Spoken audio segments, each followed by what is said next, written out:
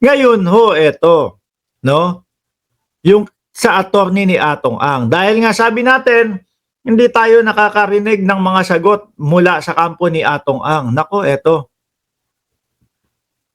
Si Lorna Katpunan, mga bossing, sabi ko, eto, napakagaling na lawyer ho talaga nito, mga kababayan. Eto, si attorney Lorna Kapunan, mga bossing, para mapa-oo mo ito para doon sa kaso mo, no? Para tanggapin yung kaso mo, aalamin niya lahat 'yan. Aalamin niya 'yan lahat, mga bossing. Yun yung sinabi ko eh. Sabi ko, "Nako po, mukhang talagang may laban si Atong Ang din dito kahit papaano kasi tinanggap ni Attorney Lorna Kapunan yung kanyang yung kanyang kaso eh." Pero ho, ito ang lumabas na balita nung July 14 ho. Attorney, Atong Ang, iniwan na ni Kapunan. Bigating lawyer din ho yan. Sabi ni Ginger Cat, nag-back out naman yan si Kapunan. Umugong kahapon sa mababang kapulungan ng Kongreso na iniwan ni Attorney Lorna Kapunan ang kliyenteng si Atong Ang para maituon nito ang kanyang konsentrasyon sa impeachment case laban kay Vice President Sara Duterte. O yun yung gusto niya. At ang pagkakaalam ko libre ito. Walang bayad or walang kahit ano. Yung pagrepresenta niya o pagpresenta niya doon sa impeachment o doon sa pagsali sa prosecution panel. Mga bossing, sa press conference kahapon, nilinaw naman ni Manila Representative Joel Chua na hindi pa parte ng private prosecutor si Kapunan, subalit kasama ito sa maraming law expert na kinukonsulta ng prosecution team. Sa amin naman kasi, siya ay pro bono, hindi pa po parte ng private prosecutors. Madalas umano nila itong konsultahin kasama ang ilang private lawyers. Kasi matalino ho eh. Matalino si Attorney Lorna Kapunan. Kaya nagulat ako, pumayag siya doon kay Atong Ang. Kaya lang, yung pagkaka-withdraw na yan, mga bossing, isa sa naiisip ko din, baka nakikita niya, mahihirapan siyang ipanalo si Atong Ang. Tapos baka nakikita na din yan itong mga palabas o itong mga ano tawag dito? Itong mga video na nakikita yung mga buto. Sabi ni Mac Safe, yan ang tunay na attorney, hindi tulad ni Topacio. Si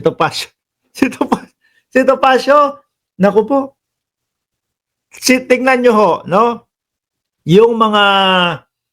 yung mga kliyente ni Topacio, tapos i-komento nyo sa akin kung ano napapansin nyo doon sa mga kliyente ni Topacio.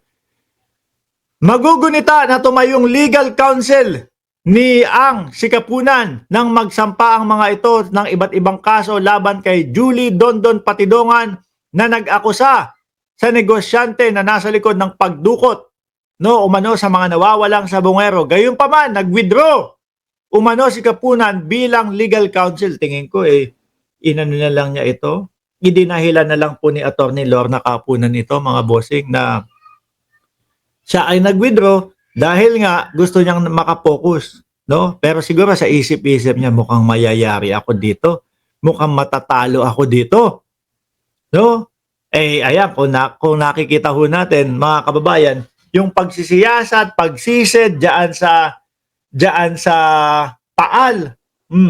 May mga nakikitang mga buto.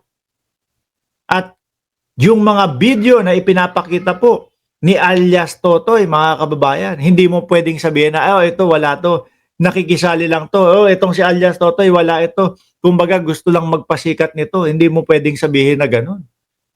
Pati yung mga sinasabi niya. Di ba? Tsaka yung mga litrato po na talagang konektado si alias Totoy, mga bossing, dito kila Atong Ang. May tulog may good name pa naman si Attorney Kapunan. Si Topacio, sanay na sa talo yun. Sabi ni Jorge Edralin. Tuloy ko. Ang tanong ko lang, bakit lagi silang nakatingin sa procedural aspect? Bakit hindi nila sagutin yung mismong meat o yung core ng impeachment? Oo nga, lagi sila, hindi pwedeng matuloy ang impeachment na yan kasi may 1-year ban. Bakit lagi silang nandun nga naman? Hindi nila mismong sagutin Hindi nagnakaw ang aming kliyente o hindi nagnakaw ang vice presidente kasi ganito, ganyan ang ganyan. Oh. Yung mismo rektahin nila, no, na depensahan. Eh wala eh. Ang lagi nilang pinupunto po, eh hindi pwede yan. Kasi may 1 year ban, hindi pwede yan. Kasi ganito, ganyan. Oh. Sabihin nila mismo na, oh, yung mga yan, eh, yung mga ebidensyang ipinapakita ng prosecution panel, kagaya ng mga napakaraming resibo, hindi totoo yan. Gawa-gawa lang nila yan. Hindi nila marekta sa ganon. Kaya ako ho, mas naniniwala ho ako mga bossing, na nahihirapan pong depensahan ng defense team ni Sara Duterte ang impeachment. Kaya po, ang ipinapakita na lang po nila mga kababayan, eh, puro na lang po sila doon sa procedural. Doon sa, nasa konstitusyon ba yan? Nasa ganito ba yan? Oh, paulit-ulit na lang po sila. Pero yung mismong depensahan po, yung depensa doon sa sinasabing si Inday Sara Duterte ay nagnakaw ng ganito karaming pera sa bayan ng Pilipinas, wala tayong naririnig na depensa sa kanila na ganun. Sabi ni Champi Tuti, oh, shout out sa iyo, nasa ibang bansa na po si Atong Ang. Naku po, eh, mahirap yan. Mukhang magkakaroon na naman ng taguan kung totoo man na nasa ibang bansa na si Atong Ang, mga bossing. Saan na ba tayo? At ito pa ho, mga kababayan, yung pang-siyam nating topic. 5 minuto ko na lang itong madi-discuss, ha? Oh. Yung pang-siyam na topic, mga bossing, kasi meron akong trabaho. Anong oras na ba? O, 9:25 dyan sa Pilipinas.